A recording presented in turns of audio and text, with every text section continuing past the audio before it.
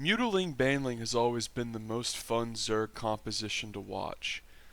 In the prime of StarCraft 2, the go-to metagame for Terran vs Zerg was Mutaling Baneling vs Marine Tank Medevac. The reason this is so interesting is because the Mutalists give Zerg the ability to harass, something that they struggle with the most out of all three races. Furthermore, the Muta can deal with air things such as Liberators or Medevacs, while you rely on a double upgraded Ling bane army on the ground. There are a lot of ways to approach this style, whether it be double upgrading to go into a more sturdy ground army with a delayed spire. You can delay upgrades to rush out more mutas and prioritize harassment, or you can sort of split the difference. In my opinion, this is the most fun style to play. It is the style that really feels truly Zergy. It's the style that is all about swarming your opponent. It requires the highest amount of multitasking and APM out of any Zerg style. Sort of like SK Terran from StarCraft 1. You have to be able to inject the most efficiently because of the high larva requirement for Mutaling Baneling. You have to be able to creep spread because Ling Bane off of creep is bad, and you really have to be able to connect with the Terran bio with your Banelings. Furthermore, vision is very important because a lot of times your mutas can be on the wrong side of the map, and the issue with that is that sometimes you will get pushed, especially with a tank push or maybe like a Liberator tank push, and you really need your mutas to come back and help defend. So we're going to be talking about Mutaling Baneling a little bit today. This is me in the top right. We're playing 2v2 as usual, out now Savagewood. And my observing, again, still jerky. I haven't replaced my mouse yet, and the middle mouse button is sort of scuffed.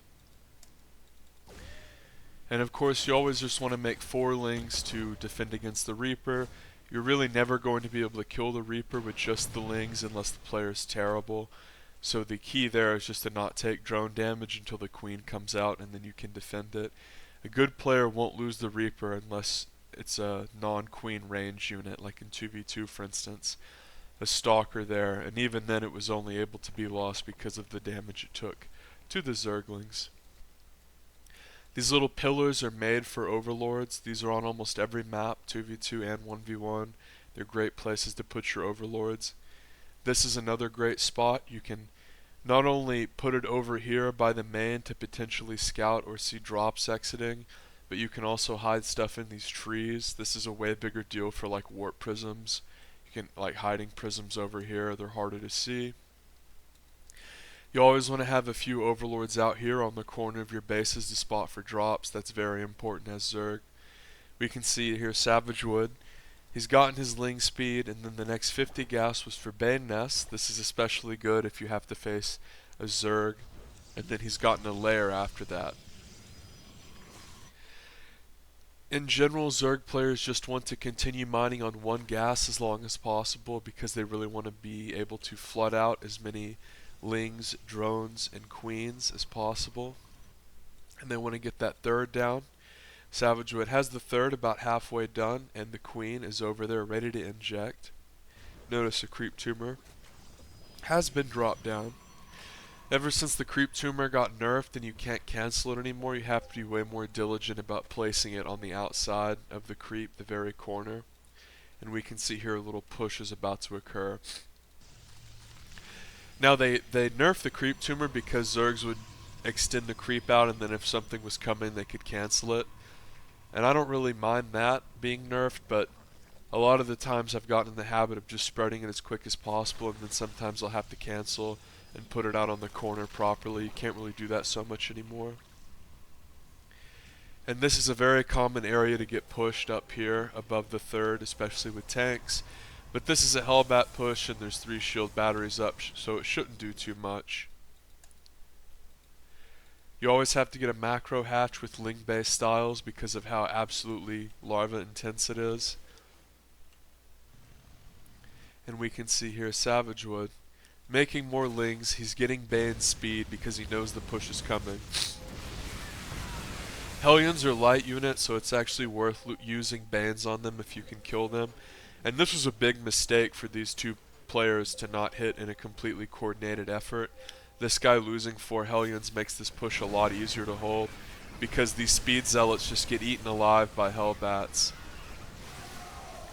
And the Marines do split off of Crete, but with more Lings coming out, as well as Protoss forces that really do very well versus unupgraded bio. If we look at the good old G key, no combat shield, no marauder slow here, that really is a big deal whenever you face these gateway-centric armies. This player should be diligently double upgrading though, that's like the whole point of going double forge. Double Evo chamber here for Savage Wood, so after holding that first push he's going to go into the more sturdy version of the Muta style. Starting to drone his third up here, Robo support bay on the way for the Protoss player. And the Terran players are sort of defending here after their first failed push. One of them is going mech, adding mass factory. The other's sticking to bio.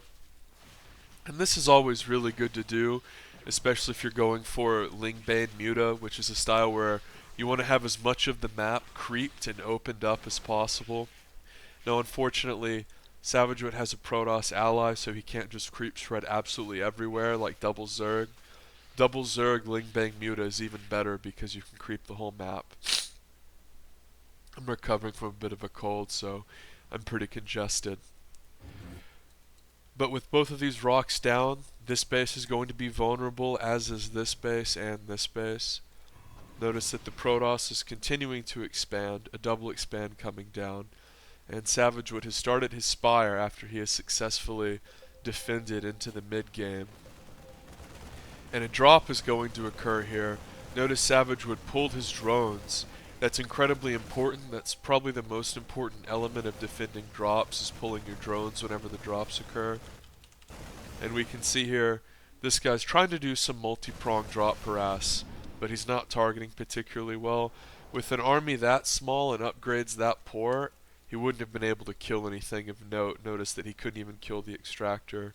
He wasn't going to be able to do anything, but he'll run away. 1-1, of course, being started for Savagewood is 2-2. Is up here for the Protoss player, up and on the way. Colossus is out. Once you get a Colossus out, defending Terran bio becomes way easier. Really, the thing that Terran needs to counter the Colossus is the Viking, or the Liberator can sort of work if it has range. But what you really want to look for, if you're Terran, if it's not the Viking, excuse me. Well, I guess there's a few ways to do it, but it's way harder to attack into the Colossus if you don't have Vikings. A lot of times you can go more Marauder heavy, that's an option, but the Raven and its disable is the other thing that really counters the Colossus. But we saw that flavor of the month gimmicky Raven build sort of fall out of style. Notice that there are some observers out for the Protoss player. This is very, very intelligent. You wouldn't believe how many people underestimate observers and don't do stuff like this. I had some absolute moron as 14 Muta comes out, who I was playing with. He went double robo, and as we were pushing into a player going mass mine, he was telling me to make overseers as he had 2 idle robo bays. And this is sort of the opposite of that, where we see observers spread out at every choke point, basically able to see the comings and goings of the army. And this same nitwit was PMing me, flaming me, saying, "Oh no, you only make one observer, only good for army. Overseers are better for standing over the opponent's armies." Some of the retards that you deal with in 2v2 are just absolutely jaw-dropping. And then because I was in a game, I messaged him, let me guess, sub 4K MMR. Well, in Heart of the Swarm, I was Masters, which of course is just completely laugh-worthy. So after the drop gets cleaned up, Savagewood is going to join his army together. Now remember, Ling, bane, Muta is very good, but cleaning up drops is one of the biggest power spikes whenever your mutas first come out, because before that you're sort of dealing with Ling, bane, and then queens, and then obviously they can just run over in the dead space and hide. Savage Wood creep spread not the best. He sort of has to not do it as much because of his Protoss ally, but he does have a couple of tendrils extending pretty far on the map. He's going to see the massive amount of bio and run away. Thankfully he didn't stooge his mutas into the stem bio. We're going to see another huge push here for the blue team.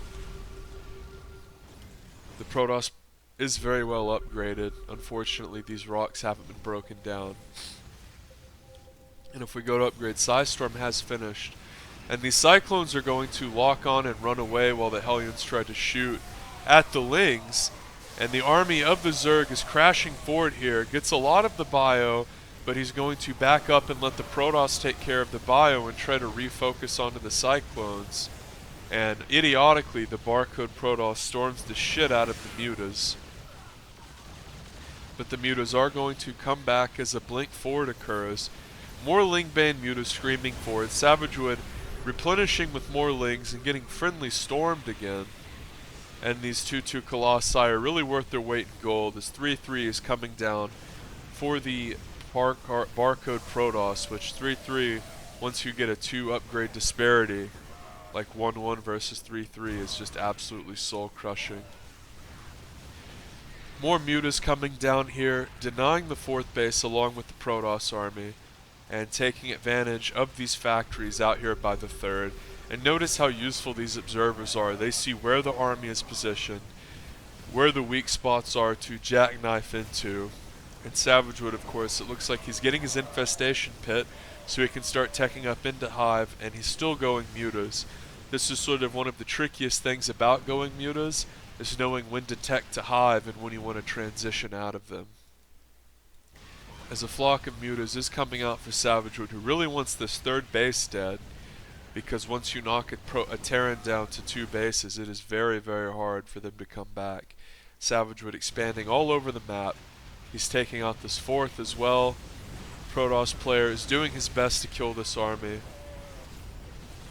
He could use another hefty warp in though, as a couple BCs are out. And Savage Wood will finally dive on this turret after killing the exterior bases. And the red team is just crushing forward here, really working well as a team, although the Protoss is retreating for no real reason. Protoss' economy could be way, way better. Notice that Savage Wood has gotten the +2 attack. This is especially good on mutas because the glaive, the little ball that they shoot out, bounces, and the bounce damage applies with upgrades. So similar in the way that a Ling or a Marine scales very well with upgrades, mutas scale well with attack upgrades. And the Terran players just get crushed there after that big initial push on the middle of the map. And that's one of the tricky things about muta styles is, whenever you consider if Savage Wood had skipped the Bane Nest and had tried to go straight into Spire, skipped the macro hatch, not gotten Evo chambers, this could have been way more difficult to deal with out in the middle here, but he went for the more safe, effective style. And if you're at home and you want to try to learn muta styles, the biggest thing I would stress is making a macro hatch. You literally can't play this style without a macro hatch. It doesn't matter if you have perfect Gregage or Fields macro and hit every inject, you just don't have enough larva to work with.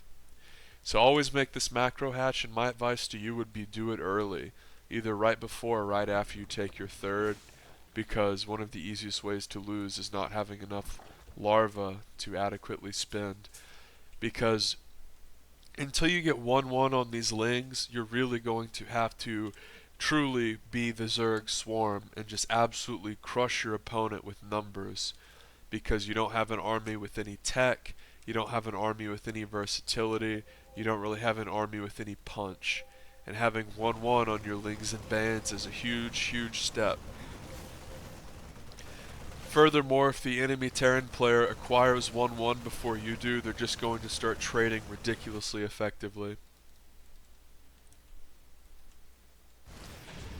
So that's the game. That was a little bit of a Spire commentary. There wasn't as much harassment as you might think, because after the Mutas came out, there was sort of one big coordinated push, but this map, there's not a lot of spots to harass. You know, you have this spot, which is decent, but if you put 2 turrets here and then maybe 1 here, you sort of block off this space too. And then this side is pretty harassable, but you put a couple turrets here. And then this, of course, is the spot that always gets dropped and is very easy to attack. So this spot is very, very frequently attacked and is probably your best shot if you want to do damage, but with some turrets here and some turrets here, without the ability to sort of hide behind any dead space, it can be difficult. So if you're defending against mutas, it's important to build turrets here, and then you want to build a couple here if you can, because obviously defending this area is really good, but you don't want them to be able to sort of screw you around and run around the corner of your bases. And if you adequately defend right here and build turrets, you sort of de facto defend this space as well. Also, this space is very vulnerable, but not necessarily to mutas that much. I always like to build a turret or a depot up here. A depot if it's not mutas, a turret if it is. You always want to have high ground vision up here because this is a really common place to get pushed. People love to play games with this reed, and with these rocks right here, people can push through middle and get up here where you don't want them pretty easily. So make sure you subscribe for more.